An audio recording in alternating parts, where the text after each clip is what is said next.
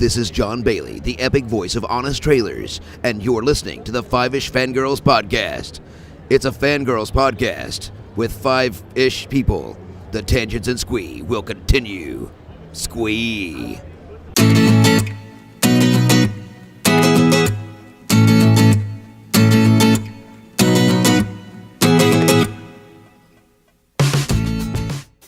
The tangents and squee continue all the way to episode 226 of the Five-ish Fangirls podcast. And these first two episodes of Game of Thrones have been brought to you by the letter A for awkward. Welcome everyone to this week's episode of the Five-ish Fangirls podcast. So glad you could join us. Let's start off like we do every week, go to the virtual table and see who's joined us this week. This is Brittany in Bethlehem. This is Chrissy in Salt Lake City. And this is Rachel in Indianapolis, Indiana. Hi, everyone. Hello. Hello. Apologies for the abrupt announcement of no show last week. We got a good reason.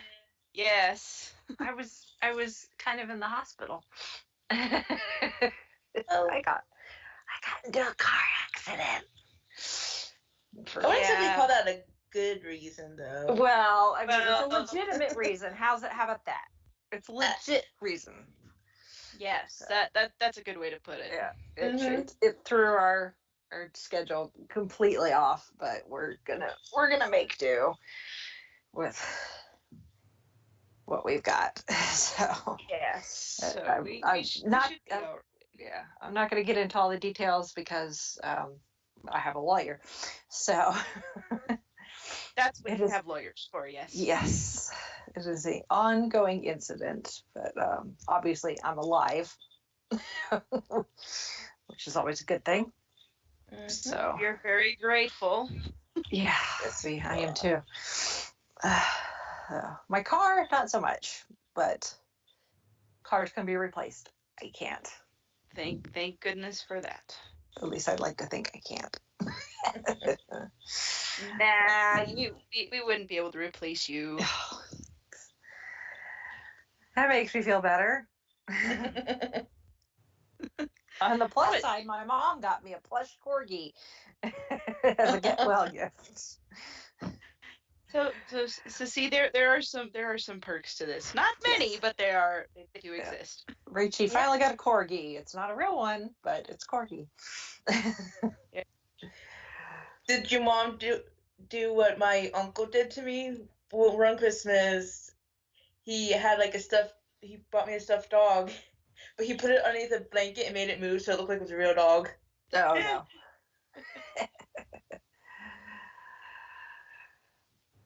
No, nothing like that, but that's okay.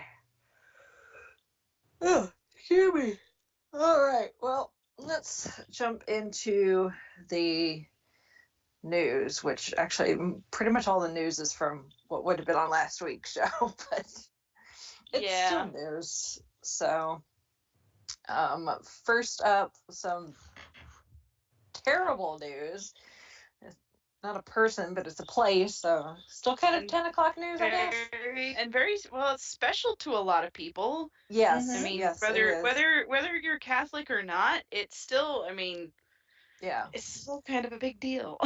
Yeah. So, unless you've just not been anywhere near the internet or a TV or newspaper or any form of news, the Notre Dame Cathedral in Paris caught fire, and has been, parts of it have been utterly destroyed, and then parts of it are perfectly fine, which, considering the building materials that some things burn faster, catch fire faster, burn faster than others, that makes sense. Like the roof was just wood, so it was just asking to, one tinder spark, and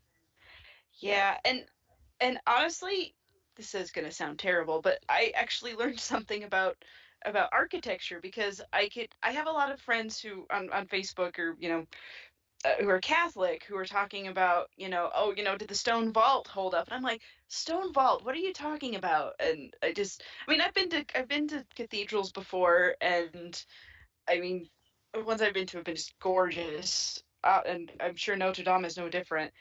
But it was just like you could see the pictures, and they were saying like, it's like the fire, it was like a fire pit, and like everything had just kind of collapsed inside. I'm like, oh, the interior, it's gone.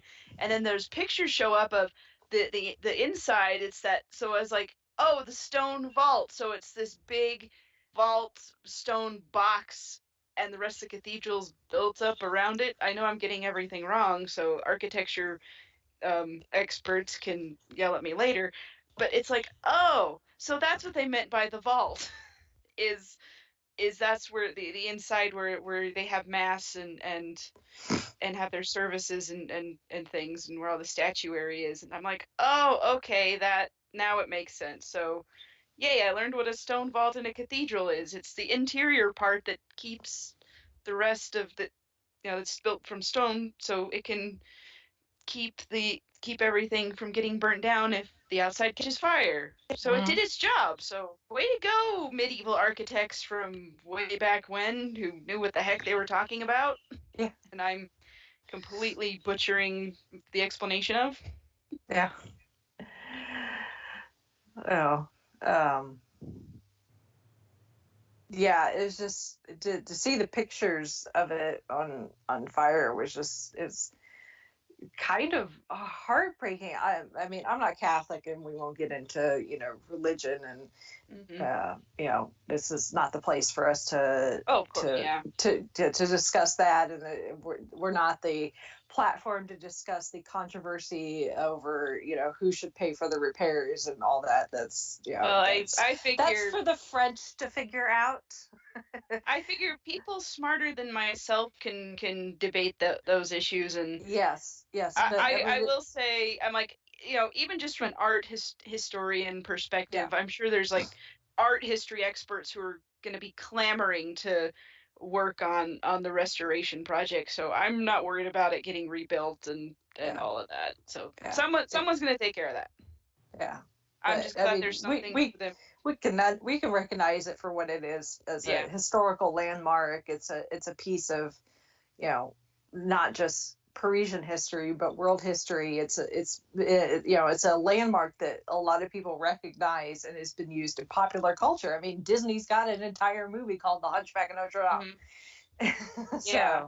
Well, and then they were saying that the digital or the laser scans that when they were making one of the Assassin's Creed movies, or not movies, video games, I'm sorry, or actually could be useful in the restoration project, because when they were, because one of those games takes place in Paris around the Notre Dame Cathedral, and they were so meticulous in their design that they could probably use those scans to help build it back up and restore it. So it's like, it's a easily recognizable building. And I mean, which I think that's just cool. The fact that they have like highly detailed references that could aid the restoration from a video game. Yes, that's so cool. These, artists, animators, like, you mentioned Hunchback and Notre Dame, animators, video game developers, they take this stuff seriously, and they're gonna, so, wherever you get it from, great.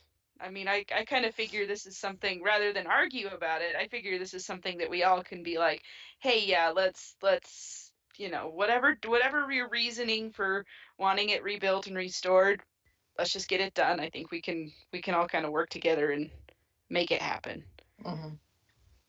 But yeah, I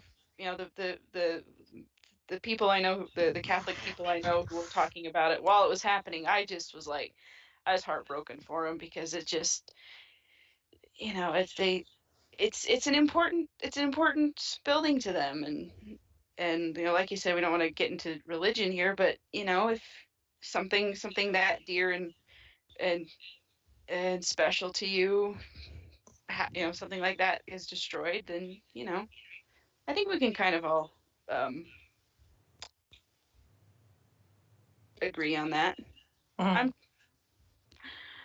Anyway, but yeah, so it's not as bad as it could have been. Let's say that. Yeah. Mm-hmm.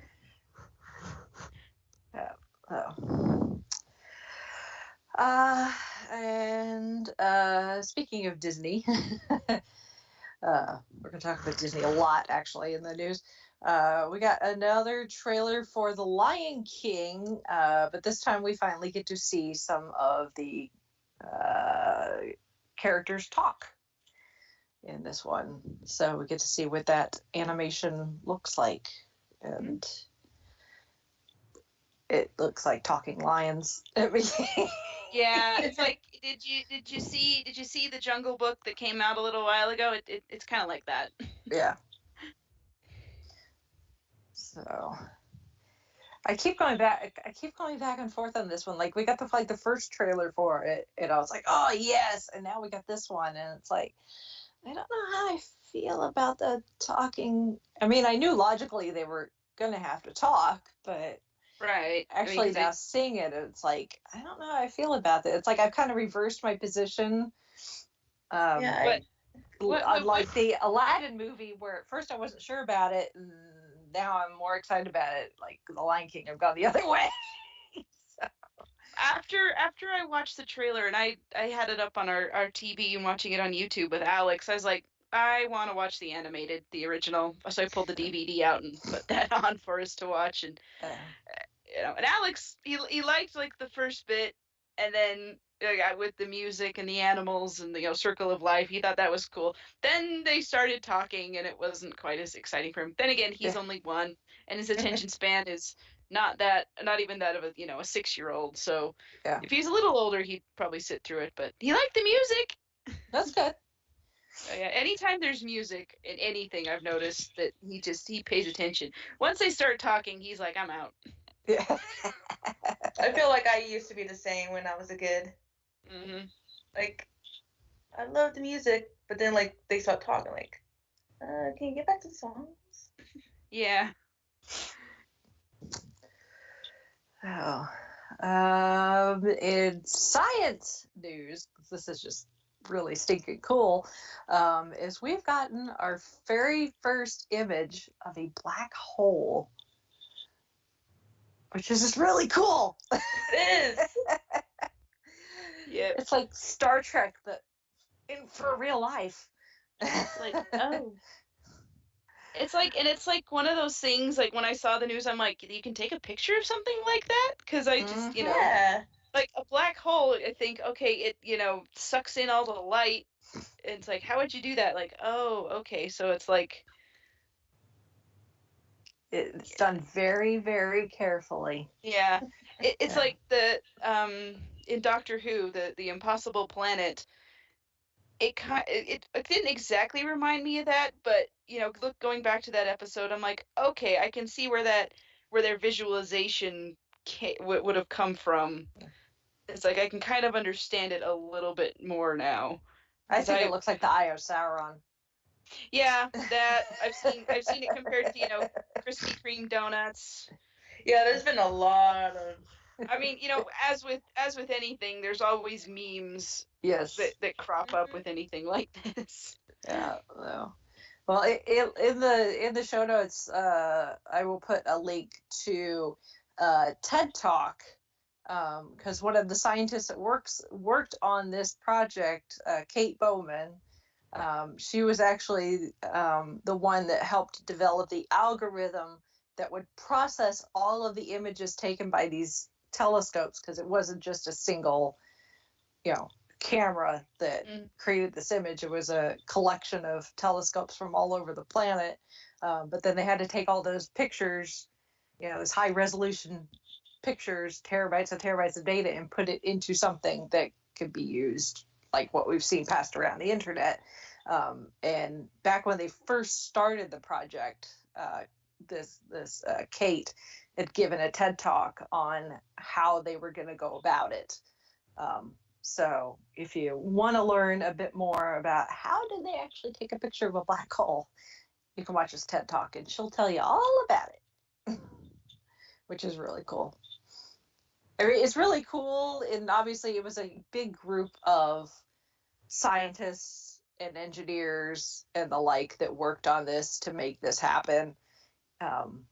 From different backgrounds and scientific specialties and stuff. But us being the Five-ish fangirls, it is kind of cool that the kind of the individual that was getting the recognition when the image started hitting the internet was this woman, that it was a girl that was an integral part of this. So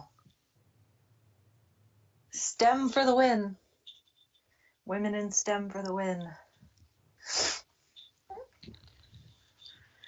So back to Disney.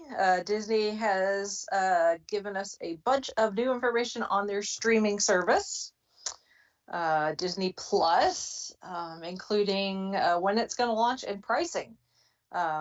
So right now, it's going to cost $7 a month or $70 for a year, which that's really reasonable. Cheaper than Amazon Prime. Yeah, and it's going to launch this November. And it's going to include a lot of stuff. So yeah, I mean, it's going to include 25 original series, including the Star Wars ones like The Mandalorian. Which that one looks really good. Yeah, it does. The pretty much every movie in the Disney Vault, with a couple of exceptions. Which, if you know anything about the history of Disney movies, you could probably figure out which specific movie is not going to be released. It's probably never going to see the light of day for a very, very long time. I can just imagine people's reaction to seeing that movie. Never heard of it, don't know what it's about.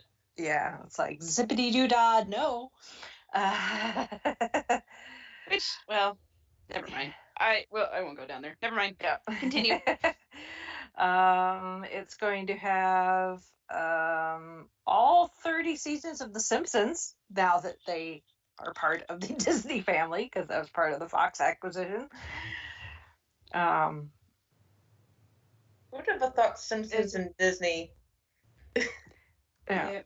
And then most of the movies that are being released this year are going to go on, including Frozen 2, Toy Story 4, Episode 9, The Lion King, Captain Marvel is going to be the first MCU movie not to go on Netflix but go on here, and obviously any MCU movies going forward. So when Endgame comes out later this year.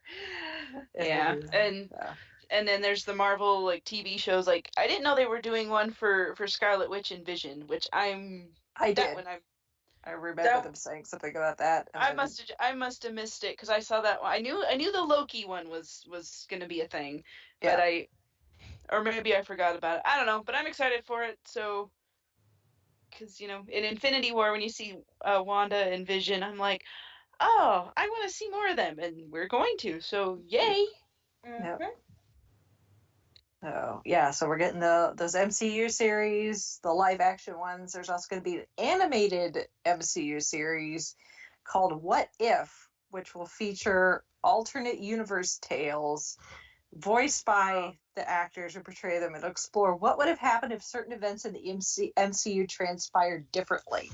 I am so excited for that. I love alternate universes. I love the what ifs. I love those storylines. So I'm really excited for that one. And especially excited that they're being portrayed by the actual actors, because a lot of times animated series based off live action movies, they usually get different actors to voice the characters. Yeah.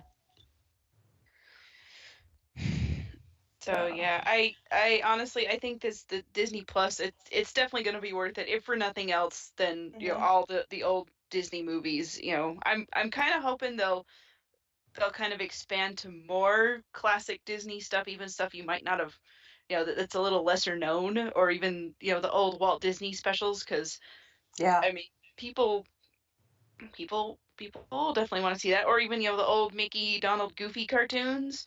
Mm-hmm. I'm so here for that. Yeah. So, and with the price, it's more than reasonable. Yeah. Yeah. Yeah. I'm Absolutely. definitely Like looking. even with that combined with Netflix, that's still way cheaper than cable. So Yeah. I mean, I'm sitting here going like, okay, we have Netflix, we have Hulu, we have Amazon Prime. Like, I'm fine with it. And, you know, all of that, same thing. All that combined, I can, even with the Disney Plus. yeah. Like at first, like the $70 per year seems a lot, but actually, technically, it's cheaper going that way. You get like 2 months free if I'm doing my math right. Yep. Because it's $6.99 a month, and that, you know, basically $7. And yeah, 12 months out of the year. So Yep. So,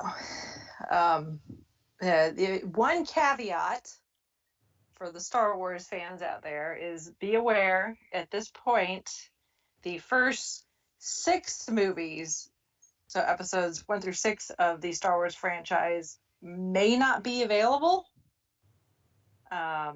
Because Disney sold the broadcast rights, including the streaming rights, to Turner Broadcasting in 2016.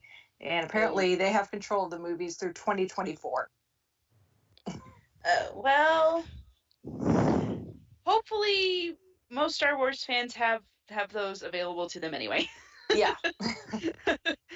Like, I have those on iTunes, so I have the original trilogy on VHS. that works too.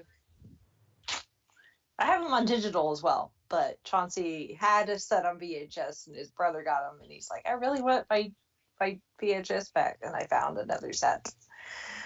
Yeah. You know, he really loves watching the episodes 4, 5, and 6 on VHS. There you go. You know, if it still works, great. We have a set of the despecialized edition. We got from Jared's uncle. Yeah. Back. Yeah. I want to get a hold of the despecialized. Like, yeah, unfortunately, our digital copies are the George Lucas edition. I'm pretty sure you can't find any despecialized digital. Yeah. Yeah, I don't know. I don't know where Jared's uncle found him. All I know is he gave him to us, so I'm like, sweet. I'm not gonna complain. Imagine either like at a thrift shop or eBay. Well, we have a digital version of them, but yeah, they're on the hard drive. Well, speaking of Star Wars, Star Wars Celebration was a couple weekends ago. So we got a lot of Star Wars, and we could, if we really wanted to, we could probably dedicate an entire episode just talking about what the news that came out of Star Wars Celebration, but we're not going to. So we're just going to we'll give you the cliff notes. Yeah, this is the abridged version. So obviously this and I believe we mentioned this before, there was a panel all about details about Galaxy's Edge, which is the Star Wars land opening in both Florida and California, and some of the things that they included were images of what the Coke products are going to look like. They look like thermal detonators. Nice. Because of course they do. Yes. And then one cool thing they did with fans that were attending Star Wars Celebration is they gave fans a chance to record their own personal stories of their favorite Star Wars memories, from either watching the movies for the first time to experiencing, Star Wars, something Star Wars related friends and family, And then all those memories were captured and saved in a time capsule that's going to live inside Star Wars Galaxy's Edge at Walt Disney World Resort. Nice. Okay, that's Yeah. amazing. I love that. That is really cool.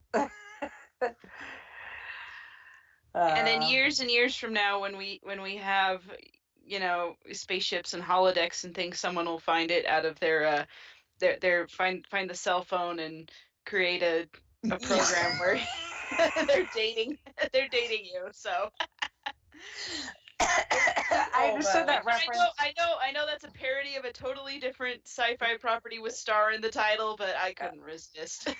I understood that reference though. Like Steve Rogers, I understood that reference. And of course, they had different panels for the different programs and things that the Star Wars, that they're working on with the Star Wars properties, including The Mandalorian, which is the series that's being show run by Jon Favreau.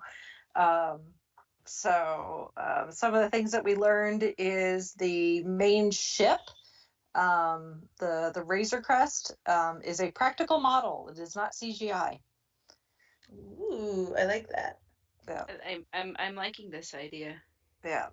So they used a combination of 3D printing, along with traditional model building and LEDs. And then they created a special motion control rig so that it could be used for composite shots. So, because of course the original Star Wars was all models and miniatures and stuff like that.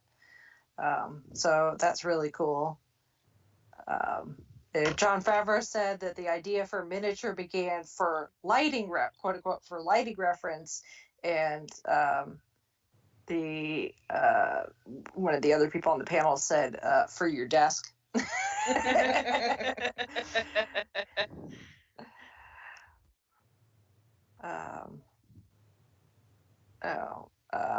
But they are also using new technology to help them develop the show, including virtual reality storyboarding, a game engine software, and video walls. So it's a very combination of old school tech and new school tech, which is very cool. Which, I mean, that's really Star Wars at its heart. Was old school combining with new filmmaking techniques. So there's going to be obviously new aliens, planets, ships, but there's also going to be a lot of things that are going to be very familiar. And then apparently the story of The Mandalorian takes place about 5 years after the events of Return of the Jedi. So yeah, I'll be honest. I'm actually more excited for this than I am for the movie. Yeah. Dang. This makes it the first live action Star Wars TV series, and the first time Star Wars has been filmed in the United States, because it's being filmed in LA. Yeah. So that's kind of, I mean, for a TV series, that makes sense. It cut down on the budget by not having to go to like Tunisia. Yes. Where they normally go. So, although this is not, I guess I mean first time Star Wars has been filmed completely in the United States, because some of the Forest of Endor was in the Redwood Forest in California. So I was gonna say, wasn't some shot? I knew some scenes from the movie shot, but I think they mean completely in the United States. So that's kind of cool. And then to nobody's surprise, we were really expecting this coming out of Celebration, but we got a title and a teaser trailer for Star Wars Episode 9, or as I've been calling it, the cackle that killed the internet.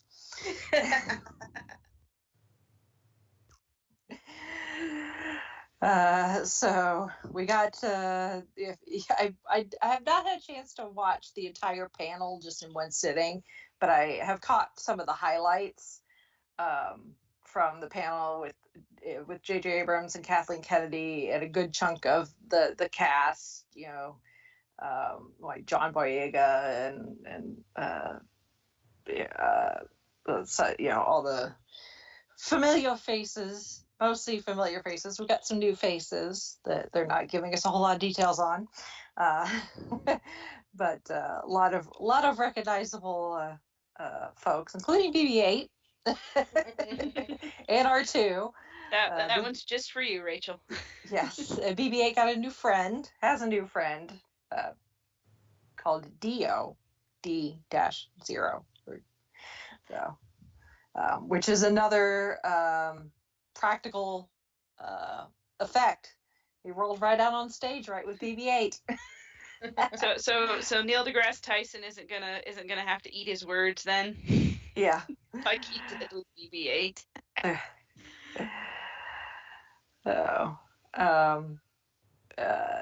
So J.J. Abrams has said that some time has passed from The Last Jedi to what is now known as The Rise of Skywalker. So it does not pick up right where the last movie left off. He said, what I'll say is, in this movie, this is an adventure that the group goes on together. One of the great things about the movie and getting to work on it was the dynamic between the characters. They are just the most wonderful together, and that's what I'm excited for you all to see. So that's really exciting. It was fun to see the cast be together and to talk to each other and get crowd reactions from the fans. And the fans were really great about giving love to everybody, because the Star Wars fan community has been known to be a little toxic. But the crowd at Celebration seemed to be in rather positive spirits, and the cast really seemed to feed on that, which is really great. And then of course we got the trailer, which is very much a teaser. A lot of times we get these like first trailers / teasers, and they tend to be more trailer-ish than teaser-ish. In this case, it really is teaser-ish. It's really not telling us a whole lot of anything, which is good or bad depending on where you fall, I guess, in the fandom. So, or it could just be meh. Yeah, I honestly, I am overwhelmed with a great sense of indifference. Yeah. I don't know what you want from me. Yeah, it's kind of, because they're not really giving us a whole lot, which, considering, we're 8 months out. So, there's lots of time to get more trailers and clips and images and stuff. They're not really going to give us a whole lot right now, especially because they're two different studios, but it's still under the big Disney umbrella. So, the very big guy at the very top, Bob Iger, I'm sure has been talking with both Kevin Feige and Kathleen Kennedy and figuring out marketing so that, both Marvel and Star Wars get their chance to get the attention they deserve. So I think they probably went more teaser-ish, just because they would be competing with Endgame. And so the two franchises are not really competing with each other for attention. Which I think is kind of smart, actually. I mean, I have no idea if that's actually their thinking, but to me, that's what it looks like from an outsider. And I think it makes complete sense, because you're going to have fans that are of one and the other, and then you're going to have, some people like me who overlap, but I'm way more excited about Marvel than Star Wars. I mean, Marvel's my bigger fandom of the two, but I'm still kind of excited about Star Wars because there are some things that they have done with the franchise that I'm excited about. I love BB-8. It's really fun to see Billy D. Williams as Lando in the teaser. I'm kind of afraid at the helm of the Millennium Falcon. I'm kind of afraid this means they're gonna kill him off, honestly. Because I'm like, oh, don't do it. But I could be wrong. I don't know. Oh. But I guess we'll find out come December. Yep. So, who knows what's going to happen, especially now with the return of a certain Sith Lord. And maybe I don't know. Maybe I was just because when I watched the teaser trailer and I heard that cackle, I'm like, oh, that's got to be just you know like a recording from unused footage. But then everyone's like saying, oh no, he's in it. So I'm like, okay. Yeah. Did Well, I just? he was there. They at Celebration. They showed the trailer, and you get to the very end of the teaser, and you hear Palpatine's laugh, and then the Emperor himself, Ian McDiarmid, came out on the stage with a microphone, and in his Palpatine voice said, "Roll it again." So he's like, "I'm back." And we're all like, how? Although I did find out that I mean, Force ghosts are a thing, and apparently Sith have been known to really do a lot of crazy stuff with that, a lot more than what the Jedi normally do. So Yeah. there you go. We'll find out. We'll find out. And then another one that is that they did announce was a new video game, Star Wars Jedi Fallen Order, which I believe takes place. Let's see, it's coming out in November, and it's set after Revenge of the Sith, so it's one of those in between kind of things. And uh, I don't know. Jared is huge into Knights of the Old Republic, which is a video game they did several years ago, and it kind of just watching the trailer and that kind of thing, it said he kind of it kind of reminded us of that kind of story where and then I'm kind of sitting here thinking like, okay, so it's a Jedi who survived Order 66, and I'm like, okay, how many Jedi actually survived that thing? Because apparently it wasn't as potent as we were led to believe. There wasn't quite as much mayhem and murder of the Jedi, but still, it looks really good. The visuals and some of the voice acting that's in the trailer looks interesting. So there's another cool Star Wars thing to be excited about. So maybe the video games they'll have a return to form as well. So.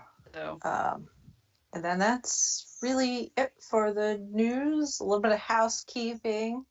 In our absence last week, hopefully, if you still refreshed your podcast feeds, that you saw that we did have a little extra squee available for you.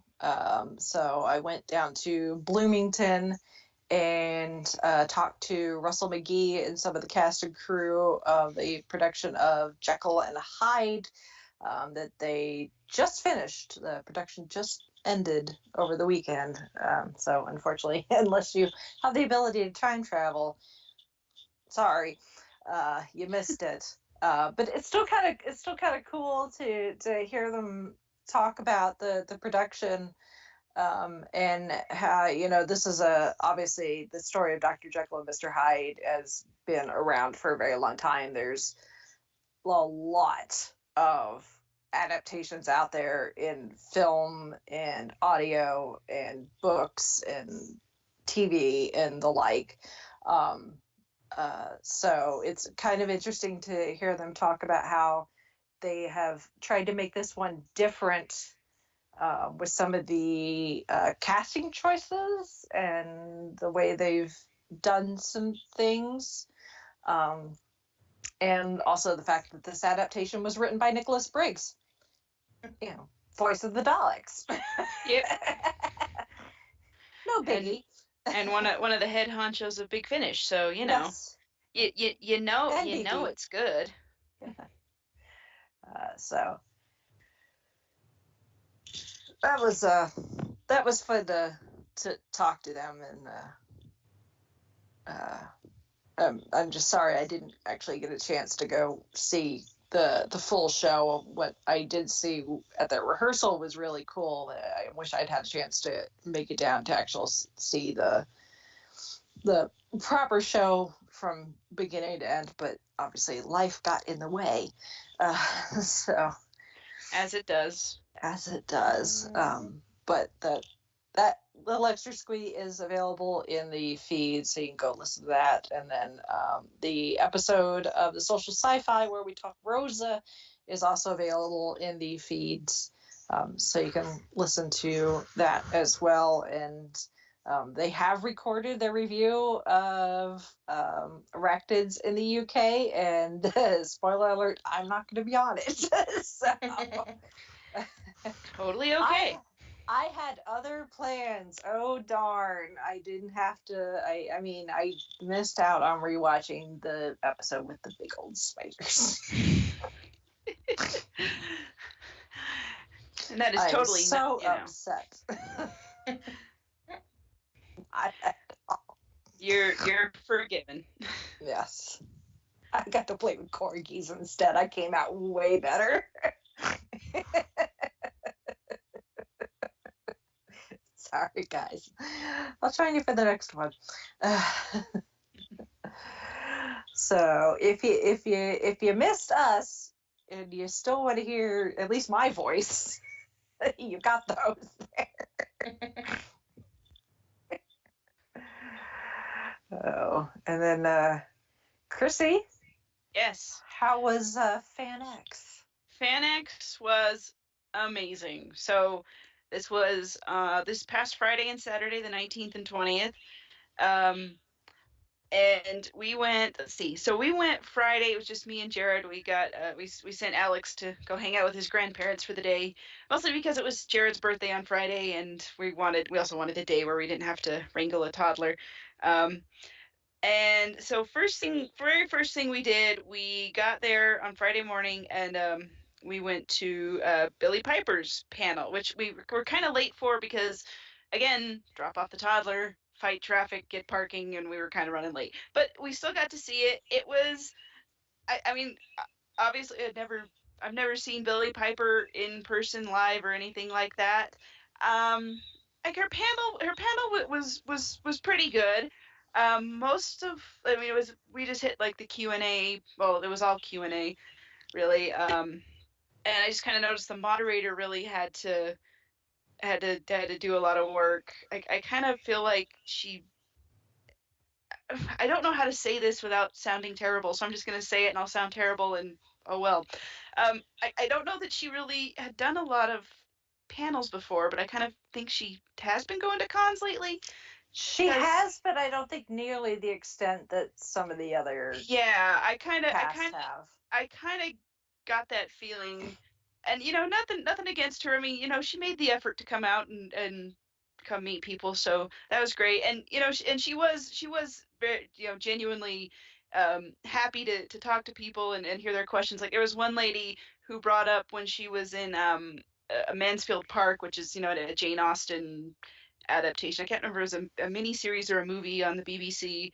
And she was like kind of surprised that someone would bring that one up. And now I'm like, okay, I gotta go find Mansfield Park with Billy Piper, because they were asking like, would you, what would be your what's your, do you have a favorite Jane Austen book, and would you like to be in it? And she was just kind of like, well, they've all been done, but Pride and Prejudice would be a fun one. So that was her answer. And she talked a lot about like her.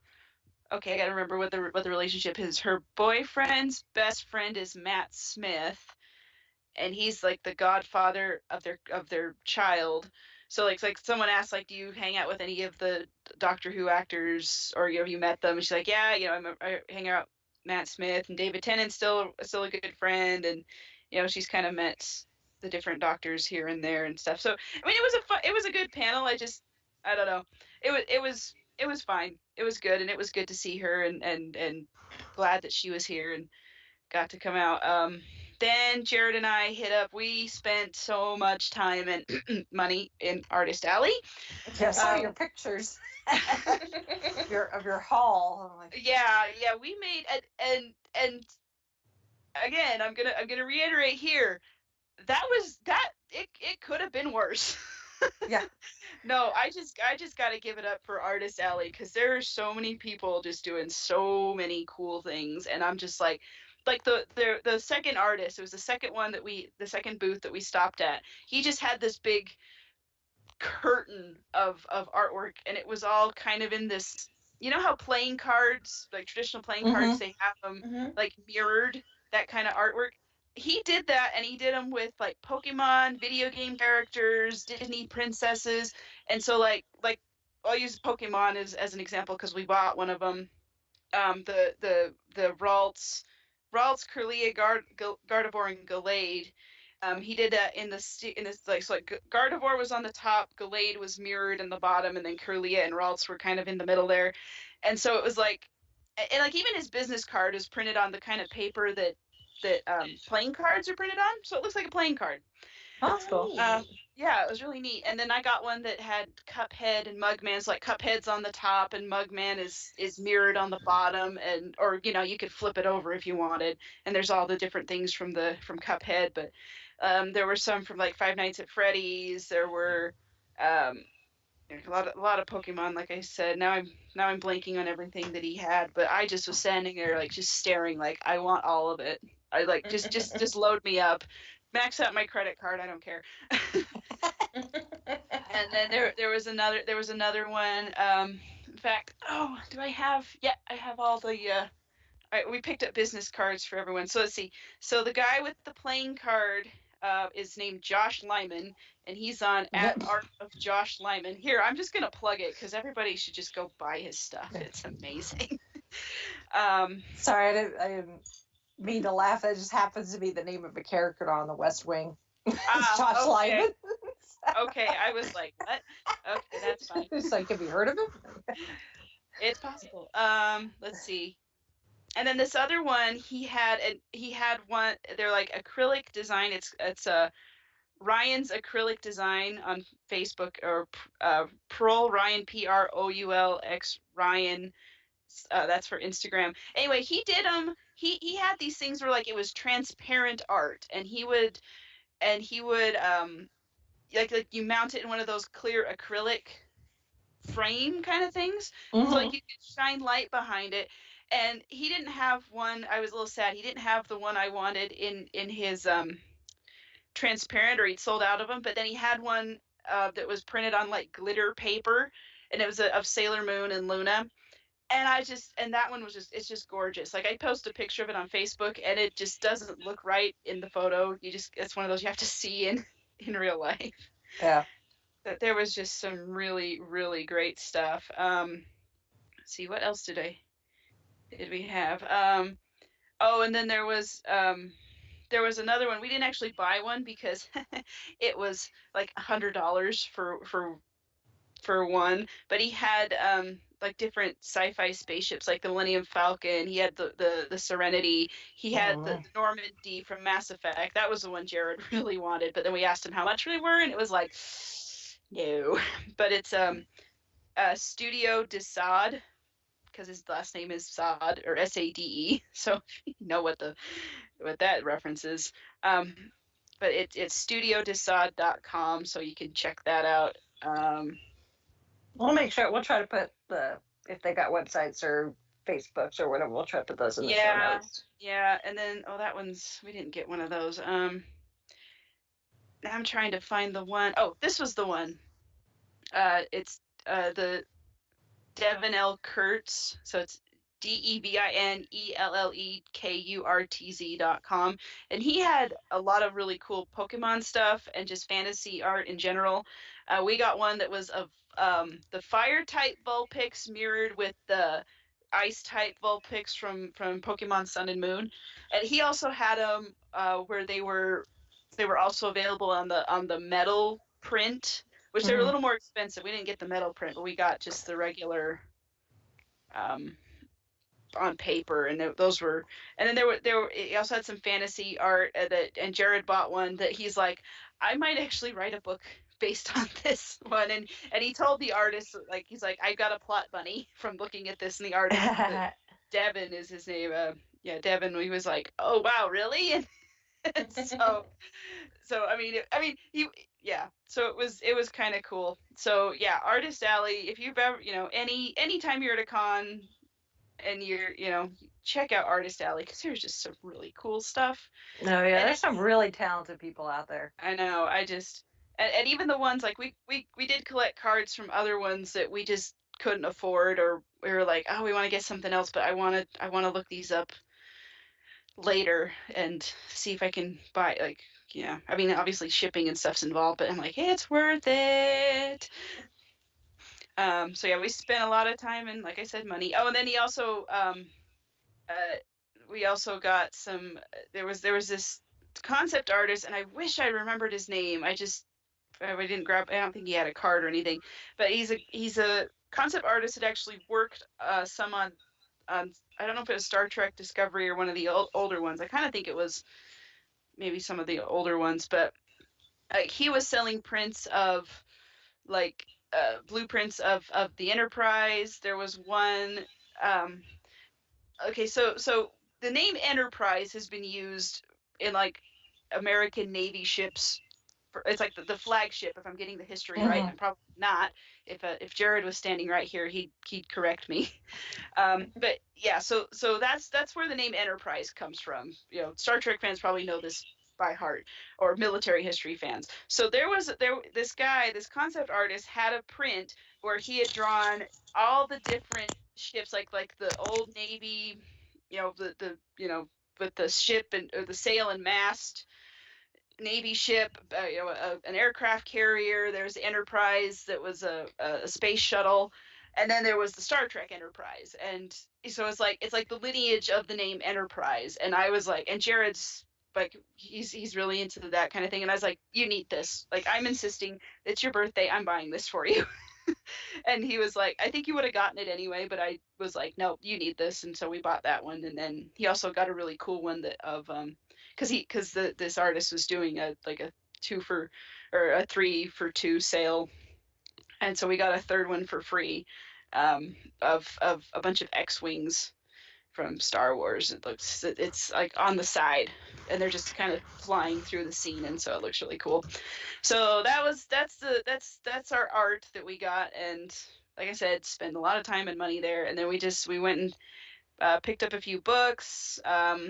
Went to a couple writing panels. Well, I think we made it just to one, and then just walked around. And then on Saturday, we did take Alex with us, and I got to see Zachary Levi, Shazam, Chuck, Tangled, Nerd HQ, and I think I went to his panel last time he came, and yeah, he's just amazing. I adore him. Like, he didn't have a moderator.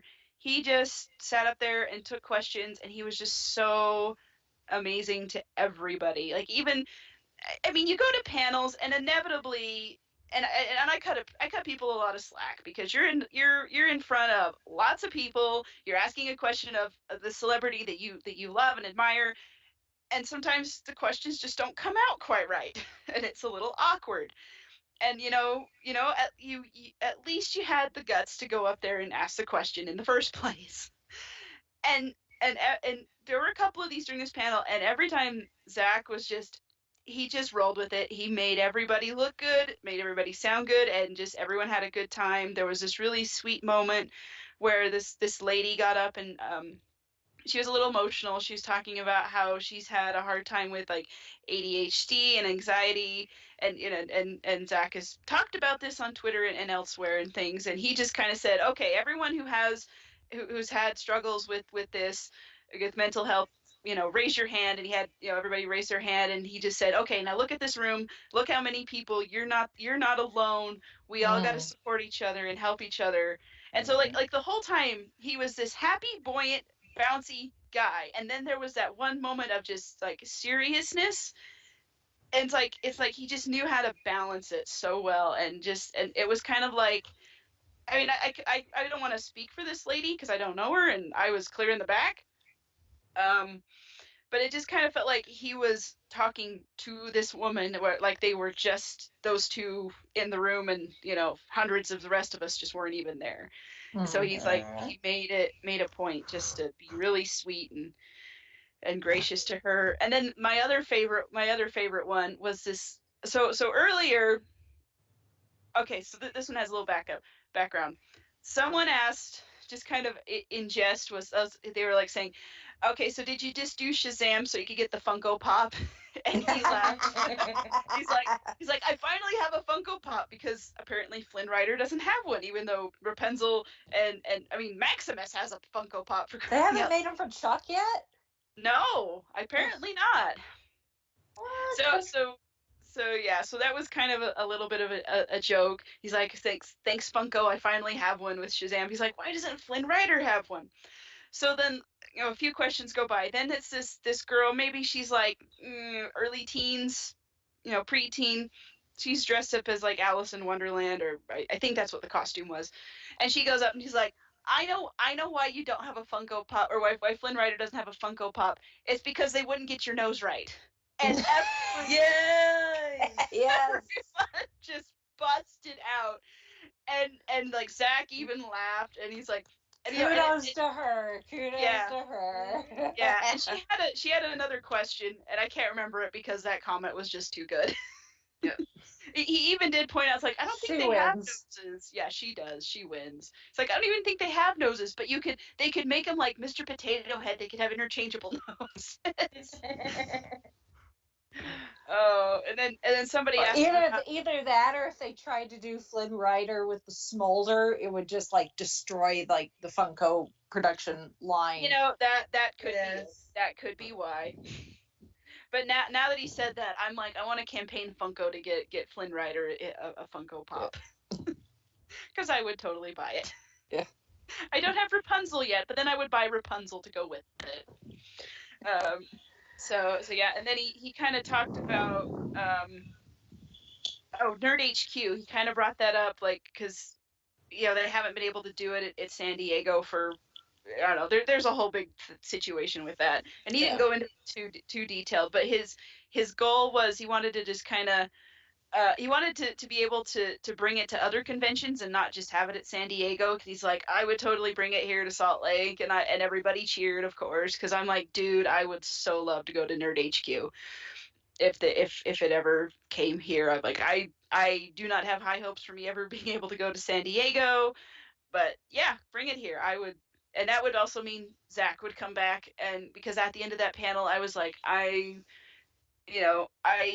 we just didn't have time to go get his autograph, and I so want it now. I should have budgeted a little better, but I didn't, and now I'm like regretting it. So yeah, or maybe like next time when he comes again, I may just spring for the photo op, because that'd be totally worth it. He seems like a cool dude. I don't know. I haven't seen a whole lot with him. Like I think I've maybe seen like an episode of Chuck, maybe. But after watching some of his interviews, doing press for Shazam, I'm like, he seems like a really cool dude. And I follow him on social media, and he seems pretty cool. So yeah, and he's one of the best. I adore him, and at one point I was like, oh, because I knew we were gonna have Alex, and I was like, oh, should we go to his panel? I'm like, oh, screw it, I'm gonna go. And then Alex, we did go in there for a little bit at the beginning, and like the MC would come out before the panel started and tell jokes and things, and people would clap. He started clapping too. Eventually Jared did have to take him, because he was not going to sit still, which fair enough, he's won. So they went around while I was in the panel. They went around, walked around the vendor hall, and I guess like a bunch of cosplayers, like he would wave at cosplayers going by, and like even Spider-Man, he like waved. And then there was this one Spider-Man, he was a Jared told me, so I didn't see it. He was cosplaying as Spider-Man, the Homecoming poster, and he's got the jacket, and he's in, that was the cosplay. And like this cosplayer came down, like knelt down by Alex and said, "Hey buddy," gave him a high five, and all this stuff, and he was just so excited to see Spider-Man, and it was so cute, which is funny because I didn't think he knew who Spider-Man was. I've been trying to watch Into the Spider-Verse with him, and he gets like halfway and then wants to go do something else, so I'm like, okay, fine. But yeah, apparently he knows who Spider-Man is, so great. Yeah, he's just kind of looking around. We went up to KidCon, which he's still a little too young, but there was a little toddler area where they could just kind of play, and it was next to the Disney princesses. So the Disney princess, like there was a princess tea party. So like Alex was playing with blocks and letters and things, but then they had karaoke over there, so they would start singing. Like they had Elsa was singing Let It Go, and she finished and he clapped for that. But he hasn't seen Frozen yet either. He knows he's polite. Yes. Yes. He knows to be courteous. Yes. So and like I said, he likes music, and then about that point, went around, said hi to some other people we knew, and then we are like, okay, it's like nap time. We've already done all our shopping. We probably ought to just go. He's starting to get tired because at one point Alex just like, okay, I'm done, and he laid on the floor. Yeah. And we have this little backpack with a leash on it, so he doesn't get lost. And we also had a stroller, so. But yeah, he was like, I'm done. So we were heading out. I've had moments like that at cons too, where I just want to lay on the floor, like I'm done. I'm done. I'm gonna take a nap right here, Mom. Yeah. Yeah. So so we were leaving, and we had to take the elevator up or down. Now I can't. Now I'm blanking on how the Salt Palace is laid out. Anyway, and there was someone in a Baymax costume, the big blow up thing, and like there was a little clear part in the chest where you could see there's somebody in there, and we're like, oh, okay, let's go say hi to Baymax. So we got Alex out of the stroller. Jared went with him. I was like, I'm gonna take a picture of him with Baymax, and I was standing a little bit back a little so I could get the picture. And Alex was a little shy, but then he like went right up to this Baymax cosplayer and was like waving, and Baymax tried to do the fist bump, and Alex, I thought he was crying. I thought he was scared, and I was like, oh, what's wrong? No, he's laughing his head off. He had a total fanboy moment. La la la la la la. He was giggling and he was losing it. Like, anytime, and I'm just sitting there like, this is like when I fangirl over, David Tennant or whatever. And he's like, and it's a cosplayer as Baymax. And I'm like, man. And like at one point I wasn't even going to bring him, but this was so worth it to bring my little boy to Comic-Con, and he had a great time, even though he was only there like half a day. And it was so worth it. And I don't know. I'm sure. I mean, there's lots of parents who take their kids to Comic-Con and they all have a great time. I just never experienced that for myself, like seeing my son enjoy something that I enjoy so much. And it was just that was just like the perfect. It's like, okay, we can go home now. I've had the perfect FanX thing. So. Yeah, proud geeky mom. Yes, very proud geeky mom right here. And it's like, and it wasn't even. If I'd gotten to meet Zachary Levi, that would have been amazing. But I didn't get to because of things. But, it was just my little toddler going up and talking, meeting a Baymax cosplayer. That's all it was. That's all it took. And it was just perfect. So, FanX, big thumbs up. You guys did great this year. And this one was obviously a little smaller. They only had the 2 days in the spring, but the fall is usually a little bit bigger. But, yep. So we had a good time, got to see a lot of things, bought a lot of things, and it was all fun. All awesome. Good. That's always good. Awesome sauce. All right. Well, let's move on to this week's main topic, because we don't have any feedback, so we shall move on to this week's main topic. And obviously with this particular program, one, spoiler alert, if you're not caught up on the most recent season of Game of Thrones, and two, if you happen to be listening where little ones may be within earshot, you either want to turn this off till they're elsewhere or pop the headphones in, because we try not to get graphic when it comes to this type of content, but Game of Thrones does skew on the very adult end of the spectrum for entertainment. So So there's your warning there. Okay, so Game of Thrones, final season. We only get 6 episodes. We're 2 episodes in, so we're a third of the way there. Yep. And honestly, you would think, even with it being logically, you think, oh, 6 episodes, that's not a whole lot. But then you look at the time they've been keeping things very close to the vest. Like, they haven't been announcing episode titles until They like don't even day of. not even when like because I watch on HBO now, and like when I click on the episode to watch it, when it first pops up, it doesn't have a title. It says Game of Thrones. I think yesterday was 69. Oh, Episode really? 69. They didn't even have the title. Yeah, so it's like they're keeping things very, very close to the vest. Other than the number of episodes and the runtime of said episodes, that's, and when those episodes will air. That's all we know. So like episode 6 is going to be titled "The Death of Insert Character Here" or something like that. it tends to be the episode titles tend to be, I want to say, kind of flowery in their language, although it's not really the right term, but that's the first thing that's coming to my head, because it's like, like the bear and the maiden fair, breaker of chains, it tends to be episode titles like that. So, and I think the premiere episode was just called Winterfell. It was. I don't know what last night. I haven't had a chance to. And then last night's was A Night of the Seven Kingdoms, I believe, is what the episode title ended up being.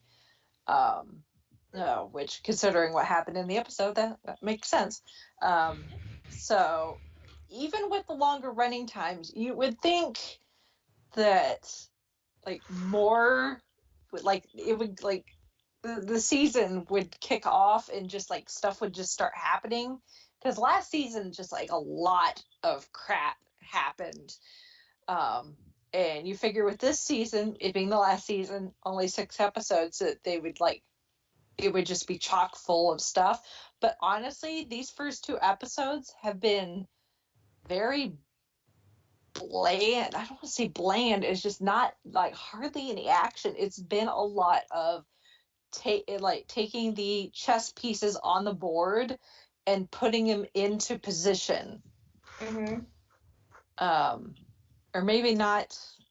Maybe chess is not the best thing, but like maybe if you're playing like a tabletop game or something where you've got, doing like a military or something, and you're lining up like your different groups, like your infantry and whatever, getting them in the in the spots where you think will strategically be best for the upcoming battle. That's what they've been doing with these first 2 episodes. There's been hardly any action whatsoever, other than people like practicing with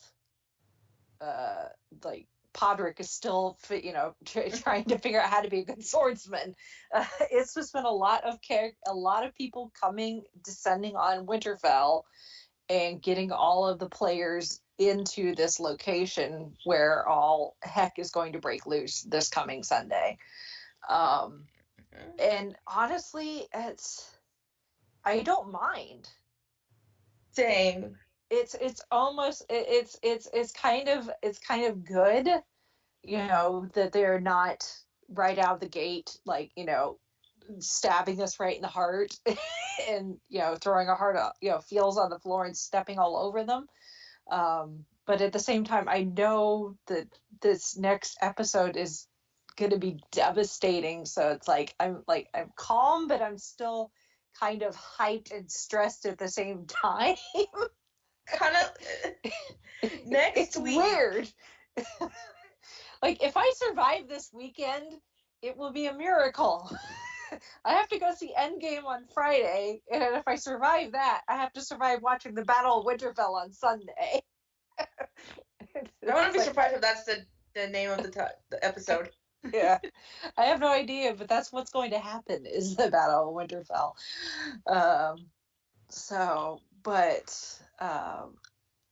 the first episode was mirrored actually the pilot episode really nicely. With you go all the way back to the very first episode with Robert Baratheon, and his crew coming into Winterfell. But this time instead it's Daenerys with her dragons and the Unsullied, and Jon Snow returning to Winterfell, and just this kind of parade of people coming into Winterfell, and it was weird to get to watch the people of Winterfell watch them come in, and it kind of reminds me of when in the end of Lord of the Rings, when the hobbits come back to Hobbiton and they've got like the nice clothing on that they got. I'm assuming probably as gifts from King Aragorn, and they're coming back to Hobbiton with these nice clothes on that's not traditional Shire attire, and they're on these horses and they're looking all proud of themselves, and the guy's just sweeping his front porch like That's kind of what it felt like. It's like you've got Daenerys coming in, with their bright white hair and just looking very regal, and her fur, and the dragons flying through the air, and all the people of Winterfell are like, outsider. They're still kind of that way, but they're taking it in stride for the most part. But we got a lot of reunions. Some characters that have not seen each other for a very, very long time. And some of them were more awkward than others. Sansa and Tyrion. They haven't seen each other since Joffrey died, and Sansa, essentially got, stolen away by Littlefinger. You've got Sansa and Daenerys meeting for the first time. It's like, meeting the brother's new girlfriend. Awkward. Jon and Arya, I know, was a reunion that a lot of people were excited to see, because those characters have not been on screen together since episode 2 of the very first season. That's a long time. But their reunion was quite fun. She's got a needle, and John's like, have you used it? She's like, a couple times. Like, just a few. A couple hundred. Just a couple. Yeah. But then he shows her long claw, and she's like, oh yeah, this is nice. Too big for me, but hey, good for you, brother. And then we got Dany meeting Sam, which started out pleasant because Sam was the one that helped cure what's his face of the grayscale. Why am I Jorah? There's a lot of names. Yes, there's too many names. But him of the grayscale. But then Dany finds out that he's entirely, and she burned his dad and brother last season. Poor Sam. Even though he and his father did not have the best relationship, that was still, you could tell he was upset. And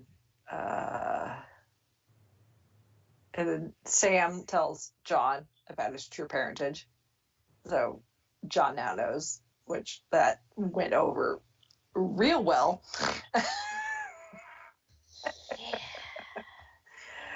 That went over just about as well as I thought it was going to. So, denial is not just a river in Egypt, Jon Snow.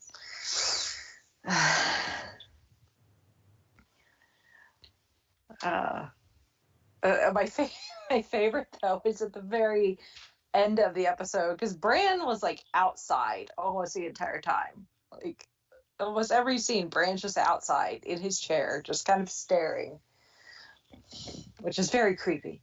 And someone asks him if he wants to go inside. He's like, no, I'm waiting for an old friend. And then Jamie shows up, and the first person he sees is Bran, and this look on his face. Oops.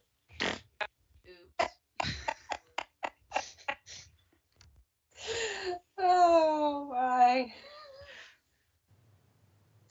It's like, oh, you're that kid I pushed out of that window all the way back in the pilot. You're still alive. Whoops. Oh, and it's you. Yeah. Yeah, you know what? All things considering, because they don't actually talk until the episode that just aired last night, but Bran actually took it exactly how I thought he was going to take it. Because ever since he's become a three-eyed raven, he's been very, like, I don't want to say emo. He's just very monotone about everything, but he's very pragmatic about everything too. He's very Vulcan, almost in a way, in the three-eyed raven. So it's like, he said essentially what I thought he was going to say, which was, if you hadn't done what you did, I would have never become the three-eyed raven. So he's like, what you pushing me out of that window and causing me to essentially to be paralyzed, is like the best thing that could have happened to him. Which I know seems weird, but in this context, it makes absolute sense for Bran to feel that way. But obviously, Jamie still feels very guilty about it. Jamie's character arc throughout the entire series has just been, I think, one of the best ones. Agreed. And it'll be interesting to see how he goes forward if he survives the battle in the next episode. Just because he would be a good ally for them to have. So, yeah, what were you gonna say? I was gonna say, he went from a character that I would have cheered for him to die, and now it's like I would probably cry. Yeah. The thing is just I think even though he left Cersei, and really it seems like he wants nothing to do with her, it almost seems like maybe they have some unfinished business. Like maybe they need to meet one more time, but maybe not. I mean, maybe Jamie. There's a lot of theories out there about who. Cersei's definitely one of those that was definitely going to die this season. If she doesn't, then they've done something wrong. But the question is, who's going to be the one to do it? And it's supposedly the prophecy that it's going to be her brother. Whether that's Jamie or Tyrion is to be determined, but whether it's actually Jamie, or there's theories that Jamie's going to die, but Arya's going to take his face and she'll be the one to kill Cersei. So Cersei thinks that Jamie was the one that killed her, but in reality it's Arya wearing Jamie's face. Which then that still kind of makes a prophecy come true, and then Arya still gets to check Cersei off of her list. So, but we'll have to wait and see.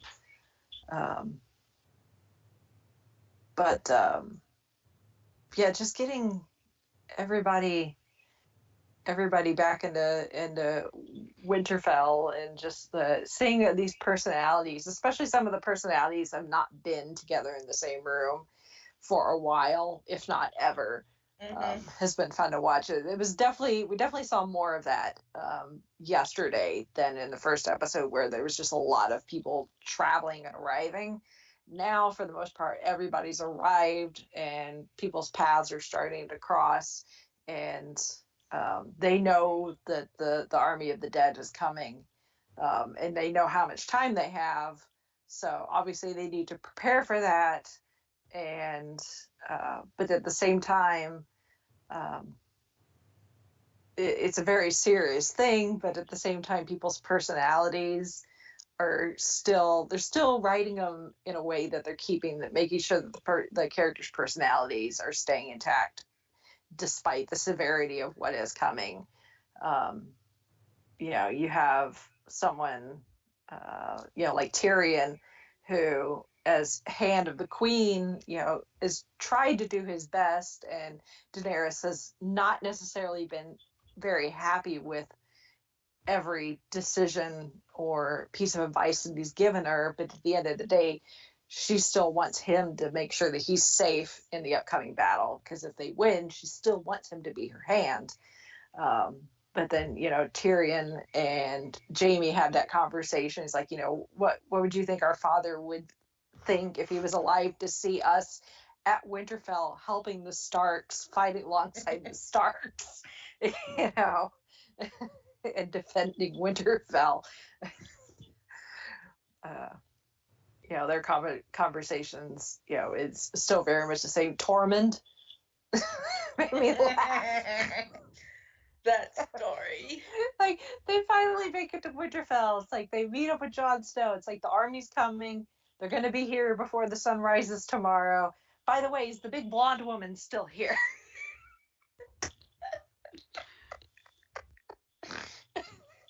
Before that, though, I do love when he sees Jon, that big tackle hug. I love that. Yes. Yeah. I mean, at this point, it's not about, free folk versus crows, versus, members of the Night Watch versus the Unsullied, Starks, Lannisters, Targaryens. It doesn't matter. They're all just human beings that want to survive to see the long, the end of the long winter, the end of the long night. And it's great how everyone's stepping up at using their strengths. Mm-hmm. Jaime is a very skilled leader as a knight, but he knows, he's out of his element really at this point. And instead of coming into Winterfell and going, I'm going to take charge of part of the army, he's volunteering. He's like, I would, volunteering to let Brienne be the leader, and he will follow her, which is very admirable of him. You've got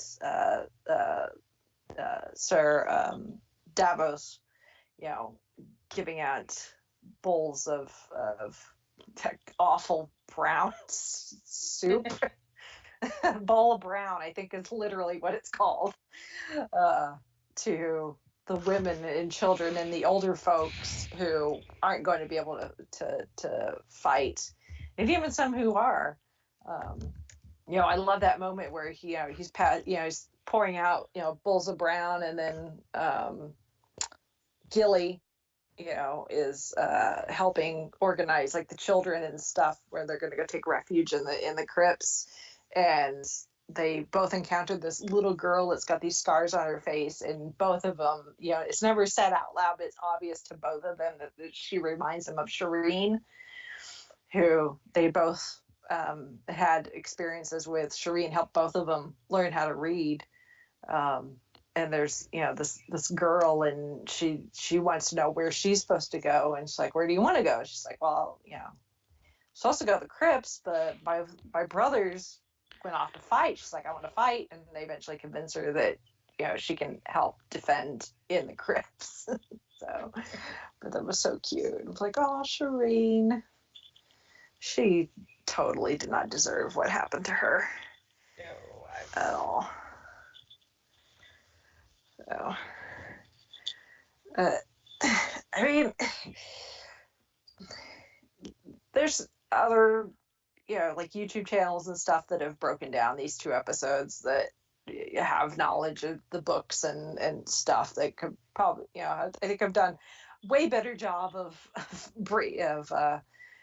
analyzing these two episodes, especially interrelation to the books and how things have been set up and all that. But it's really just watching the puzzle pieces fall into place, but not knowing what the final picture is going to look like. Because the show is just, it will take your expectations and turn it on its head. You expect someone to live and they don't, and then you expect some characters to die and then they don't for a while. They eventually do, but they don't when you think they should. So just going into this battle is just, I'm excited and scared and nervous and sad, even though nothing's happened yet, all at the same time, because I keep running through like the characters involved, and it's like, okay, logically these characters should live, but that doesn't mean diddly squat in this universe. Nope. I almost feel like I shouldn't ask Brittany if you even have any like predictions for the battle, or just like, do you want to make any, or are you just like like, I don't know. I'm scared and excited and all of that, and I can think of people who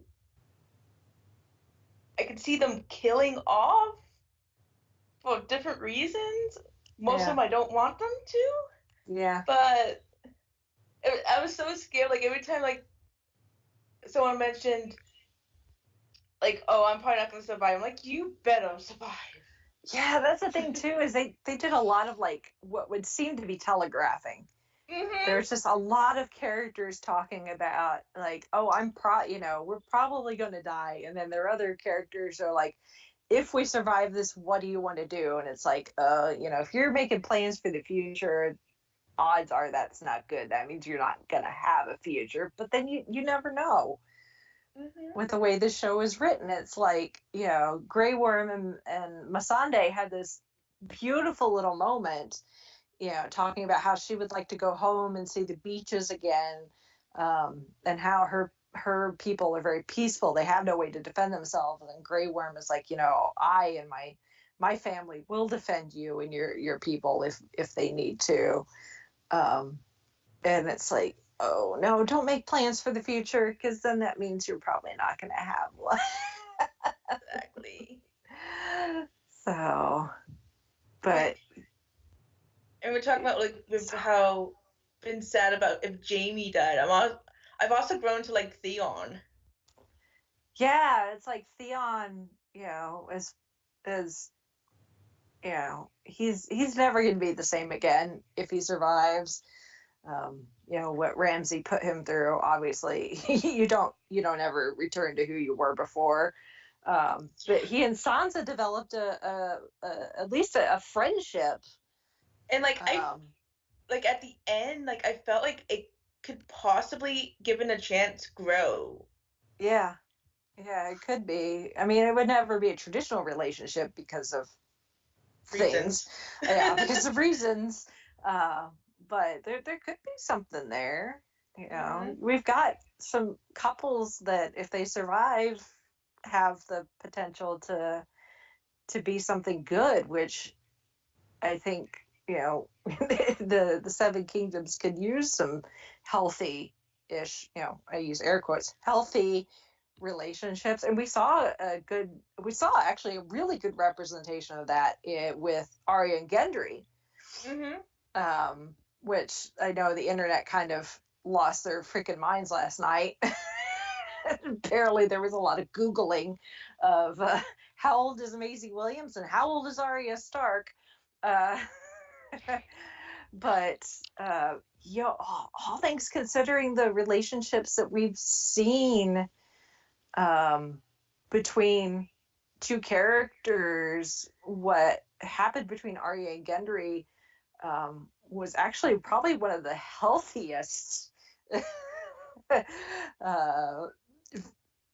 sex scenes that we've had in the entire series. They were both, completely consenting to it.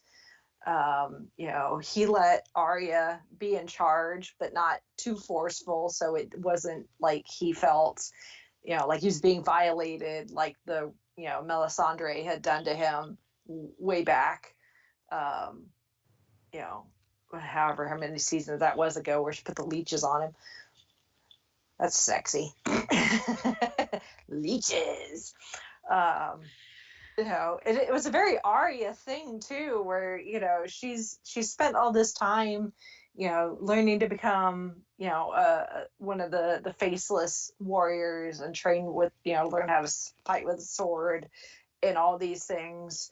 And it could have been cliche, her going to Gendry, like, the army, this army is coming, there's going to be a battle, I might die, I don't want to die a virgin, because that's kind of a cliche thing. It's not that she didn't want to necessarily die a virgin, it's just she wanted to see what all the fuss is about. Of having sex. Because it's one of the few things that she has. It's one of the, I want to say, positive things. It could be a positive and very beautiful thing that she has not experienced in her life. She's experienced a lot of death and destruction. She's seen her father beheaded. She's taken lives herself. She's been beaten and abused. She's got scars all over her body from her training at the House of Black and White. So for her to touch into that part of her humanity, where she wants to connect with another person on such a deep and intimate level, is just a side of Arya that we have never seen, and very beautifully done, I think, especially for Game of Thrones. Oh, you have to say, like I watch Game of Thrones, so I'm used to the graphicness of it. So I'm glad, like, they didn't go as graphic as they could have, as they have done before with that scene. Yeah, It made it more. Well, what am I trying to think of? It made it more special, maybe? I don't know. Well, apparently they let Maisie Williams decide, how much how much skin she was willing to show, and then they filmed it accordingly to her comfort level, and it was not any more or any less than I think we've seen in previous seasons. It was shot really well. I think Maisie and the guy that plays Gendry, have they have some chemistry, even though those two characters have not seen each other in several seasons. But the time that they were together, there was an obvious attraction there. But then their paths took them separate directions. Gendry had to go and row in his rowboat for like 12 years. I thought you were still rowing. Sir Davos. And so it wasn't like this out of the blue thing. These characters have an established relationship, an established attraction. It's just they hadn't been able to their paths hadn't crossed, so they hadn't been able to act upon it. And now that the character, Arya, is older, it's obviously more appropriate now. I know that some people were struggling just because a lot of people, they still see Maisie Williams as this 11-year-old, which is how old she was when she started filming Game of Thrones. But I didn't have that problem, and I don't know if that's because I've seen her in other things. Like, she was in a couple episodes of Doctor Who, and she's closer to the age she is now. So, and I've seen her in some other things. So I'm used to what she looks like now, as far as the age she looks now. So I did not have that problem, with like, how is she old enough to do this? She was just a child. It's like, it's been 11 years since I started production on this show, folks. She's an adult.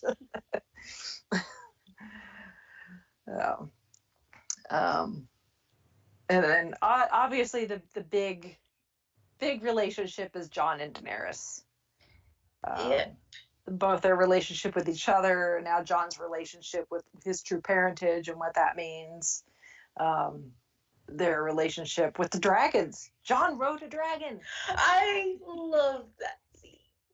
Like my favorite scene of last week's episode. Yeah. Apparently filming it was not that fun for according to Kit Harington, because they have to get on like a almost like riding like one of those mechanical bowls on a green screen, and they have to strap him in and rig him up so that he doesn't fall off and that sort of thing as the thing's moving. But apparently at some point, because the dragon's like twisting and turning and pitching and stuff, the harness shifted and caught some of the family jewels. Oh no. Ow. So it wasn't very much fun. Oh dear. I guess Amelia wouldn't have to really worry about that, would she? Yeah. So, but yeah, it was. I'm torn about Jon riding the dragon, at least in this context with this specific scene, because we knew it was coming, but the fact that they just hopped on the dragons and just went with it like Dany just assumed that the dragon would let him on and let him ride him. Because supposedly only a Targaryen should be able to ride a dragon. So I don't know if she just thought that, it's like, these are my children, this is my boyfriend. If my children don't like my boyfriend, we've got a problem. Or something. I don't know. It's really weird, because that should have been like something should have went off in Dany's head, that like not only is he riding the dragon, but the dragon's letting him ride him, and he's doing a halfway decent job of it. Is kind of odd, I think. I don't know. It's a weird thing because of the way that the whole dragon Targaryen thing is supposed to work in this universe. And they did not really acknowledge that. Although I did like once they got to where they were going and Jon and Dany were kissing, and and Drogon is just staring at Jon like, "You're kissing my mom." I just feel like, because like this is so funny. Like, oh boy. I feel like on the shows, like when like the getting it on, and like a kid pops up, a pet. This reminded me of that. I was just watching so hard. And the thing is it somewhat steeped in real life? As someone who has had pets and has dated people, I remember when Chauncey and I first started dating, and I had a cat at the time, and I was still living with my mom because I was in college, and then she had dogs.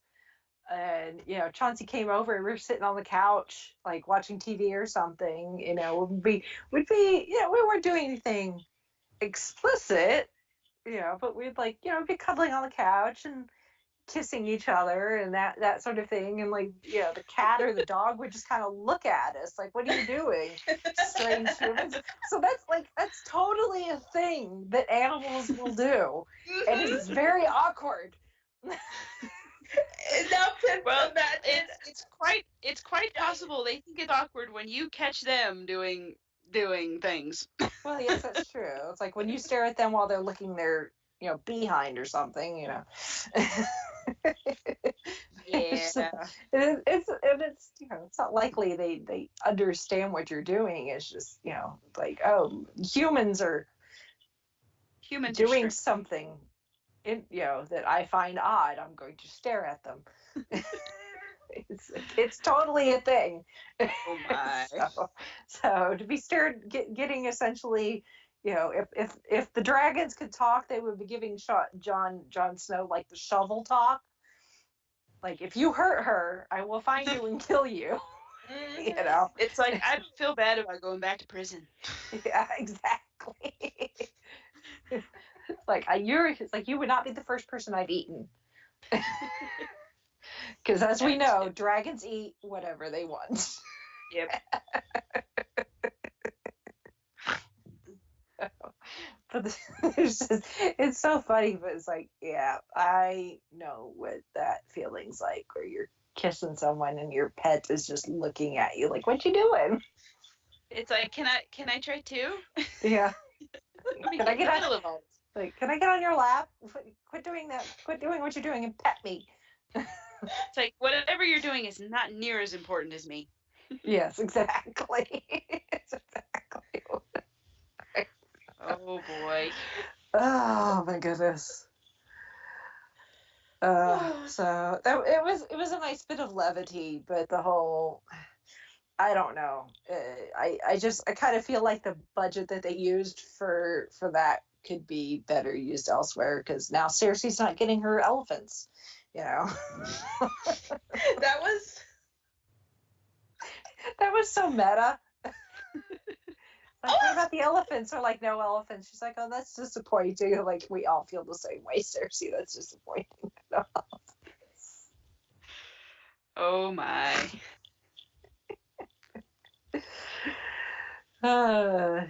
She did get something else, though. I don't know how I feel about that. I don't know what kind of game Cersei's playing. I don't know if she's because as far as Jamie and Tyrion are concerned, Cersei is pregnant.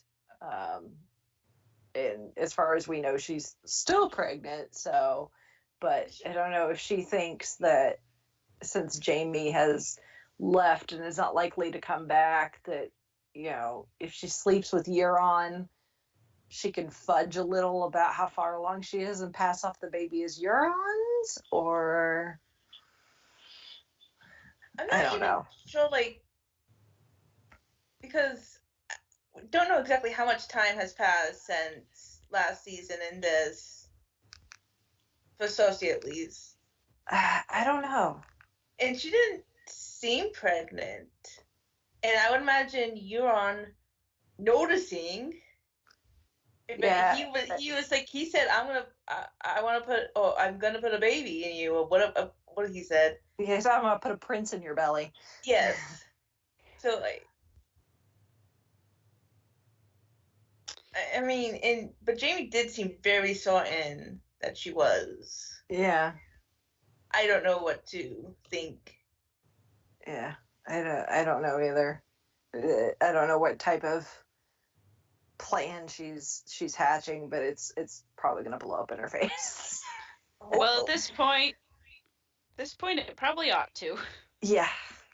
Like, we'll all be there to watch when it does.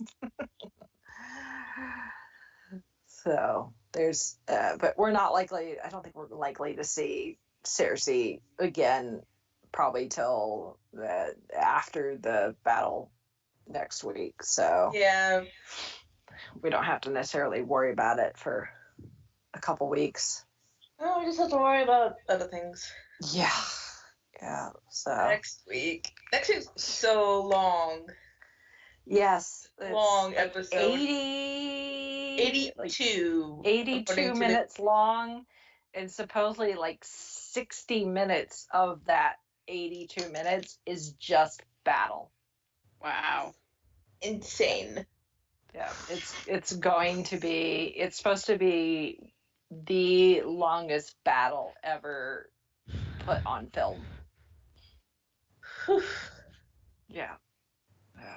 It's at this point, because it's like the episode kind of ended with them sounding essentially the alarm, because the army of the dead is now within eyesight of Winterfell, and people are running into position and passing out weapons and stuff, and it's like it kind of feels like right before the Battle of Helm's Deep. That's what I was thinking the entire time last night. Yeah, it's very much got a Lord of the Rings feel to it. this entire setup, but it's going to be way bigger than the Battle of Helm's Deep. It's going to be like the Battle of Helm's Deep, like times a bajillion. So, and it's not going to end. Even if somehow they do quote unquote win, it's still not going to be pretty. You know, people are going to die, and it's going to be ugly. And they're putting like all the vulnerable people in the crypts, and that's probably going to turn around and bite them in the butt. Yeah, I was thinking that. Often it does. Yeah. Aren't always the safest. Yeah. Not at all. It's like, what are you going to do? Hide behind the statue of Ned Stark? What's that going to do for you? Especially against the Army of the Dead. I have seen or heard one theory that because their plan is to try to draw the Night King to Bran. Yeah. And I've heard one theory that the Night King will actually not show up at all because he knows that that's what they want. So he's going to play it safe and not actually going to be this battle at all.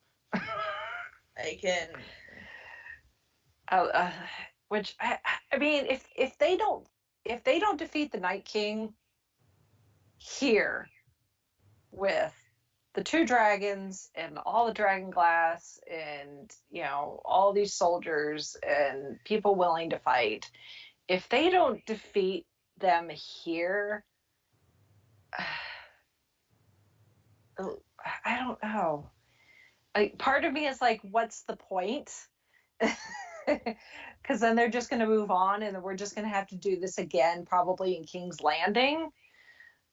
But at the same time, if they do defeat them, that leaves 3 more episodes of what are they going to, what are they going to do? They still have to go to King's Landing. So if they defeat the Army of the Dead, do they go to King's Landing and now it becomes a battle between whoever survives and the Golden Company and the Lannister army? Is it literally going to come down to a literal fight for the throne? Cersei's going to be like sitting on the Iron Throne, holding on to it with all of her might, going, "It's mine!" Until someone convinces her otherwise, or she's dead. Or does the Army of the Dead come to King's Landing and they have to be defeated in the process? That takes out the Golden Company and the Lannister army. It's like, I don't know. I could see it going both ways, and I don't know how I feel about either. No, I kind of want them to. I just kind of want to get the Army of the Dead done and over with because it's been such a long, dragged out thing. Mm-hmm. But at the same time, that almost seems like it would be too easy. Yeah, like I mean, if this episode coming up was, I don't know where I was going with that. I can't picture the thing with King's Landing. Like, if it goes with, like, they finish off the Army of the Dead, this coming episode. Like, I can't picture them taking 3 episodes, especially they're all over an hour, to get to King's Landing and fight the Golden Company in Lannister. So it's like, I can't, and it's too late to bring in a new obstacle. Mm-hmm. Yeah, so whatever obstacles are in the way are obstacles that we are already aware of. Mm-hmm. Yeah, everything's got to get.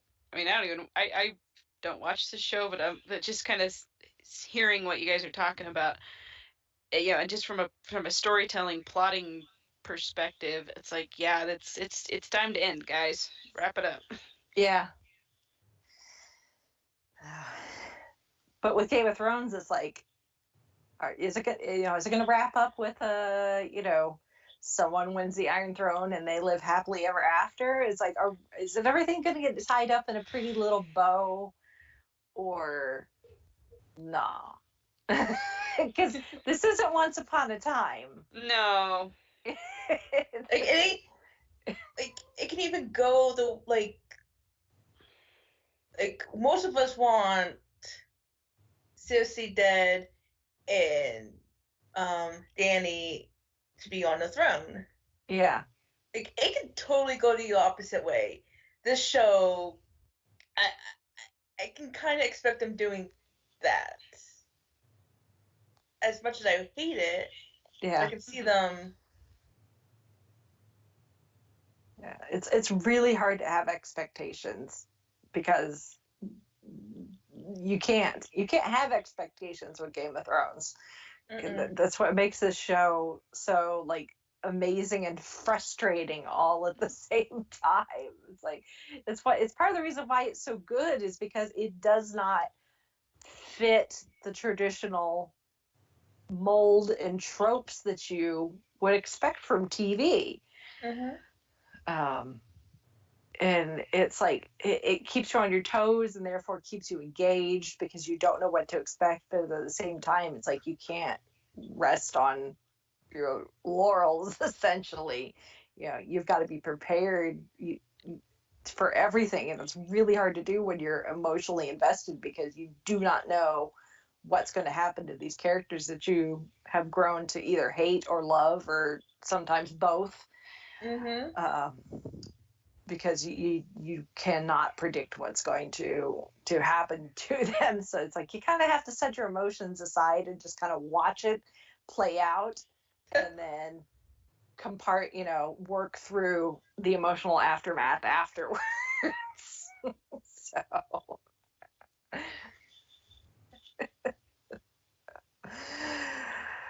oh, that's where we're at. Game of Thrones. It's like a cat playing with a mouse and it's caught but hasn't killed it yet. It's like, I got you.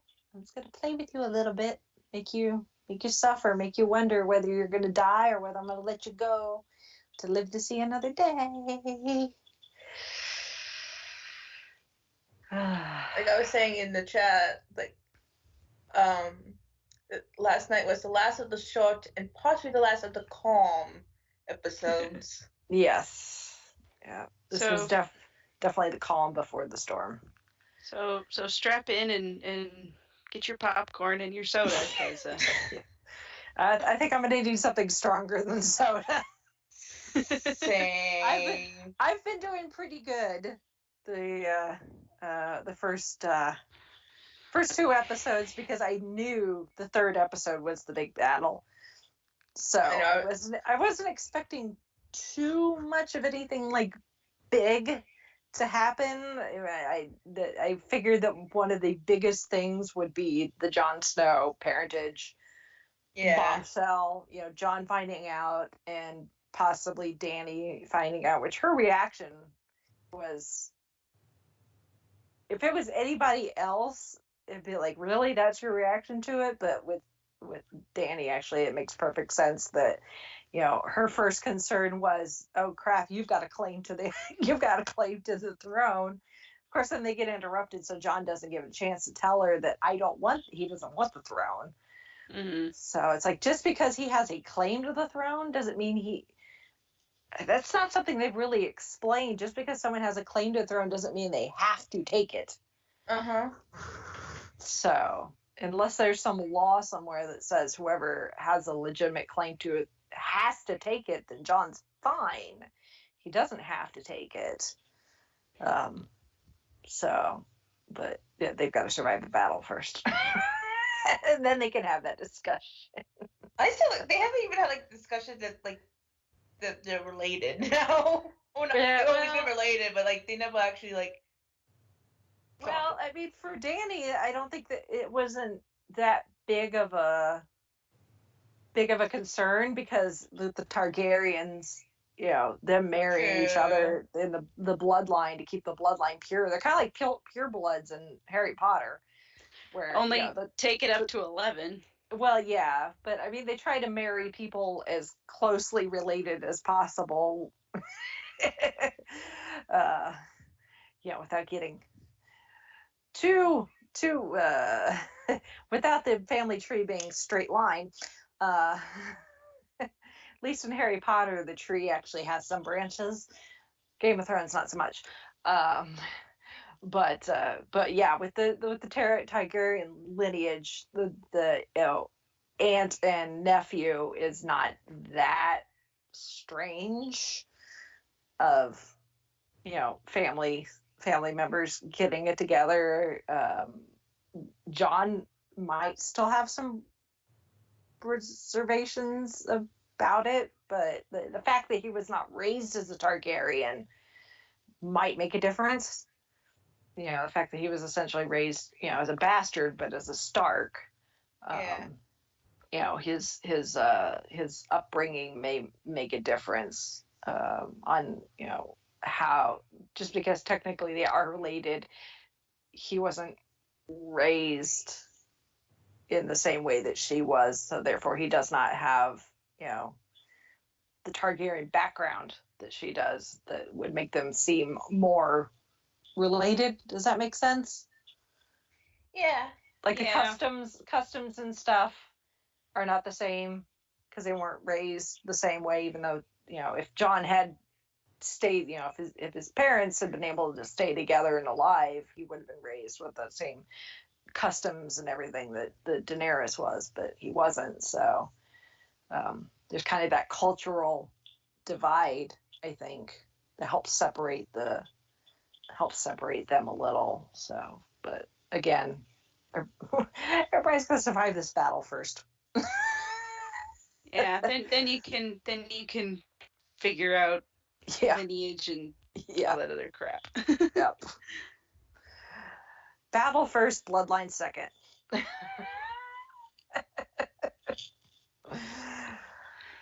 Yeah. So that's all I got. Brittany, anything to add? No, not at the moment. Okay, well, if any of our dear listeners would like to have their say on what they think of the season of Game of Thrones, or anything else we talked about in the news, or whatever else, send us an email, fiveishfangirls@gmail.com. Also go to the fiveishfangirls.com, and that's our website. You can find all of our links to social media and ways to support us: Patreon, Amazon store, Redbubble store, Ko-fi, and then all of our links to download the podcast. And again, thank you to all of our supporters, listeners, loyal fans. You guys rock, and it's good to know you guys are all out there. So hope you continue to enjoy, and we'll continue to make wonderful podcasts. Mm-hmm. Oh, and assuming we survive, we'll be back next week to talk Endgame. I can't believe it's already here. I know. On that happy thought, we shall sign off for this week. This is Brittany and Bethlehem saying goodnight. This is Chrissy saying goodnight from Salt Lake City. And this is Rachel in Indianapolis, Indiana, going, oh, heaven help the feels. Wow.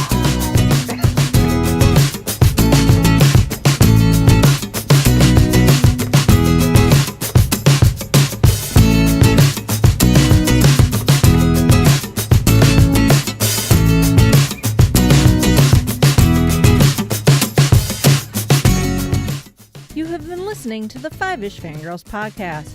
You can find more episodes and information at thefiveishfangirls.com. Any and all books, movies, games, and any other forms of media mentioned are owned and operated by the respective copyright holders. No copyright infringement is intended or implied. If you wish to support the show, the easiest way is to leave us a rating and review on iTunes. More ratings and reviews will make it easier for others to find the show. If you wish to support us monetarily, you can do so at patreon.com/5ishfangirlspodcast. All money goes towards fees and equipment to keep the show going. For official 5ish Fangirls merchandise, visit redbubble.com/people/5ishfangirls. We love hearing from our listeners and encourage feedback. You can email us at 5ishfangirls@gmail.com. You can also like and follow us on Facebook at facebook.com/5ishfangirls. Thank you so much for listening, and may the squee be with you.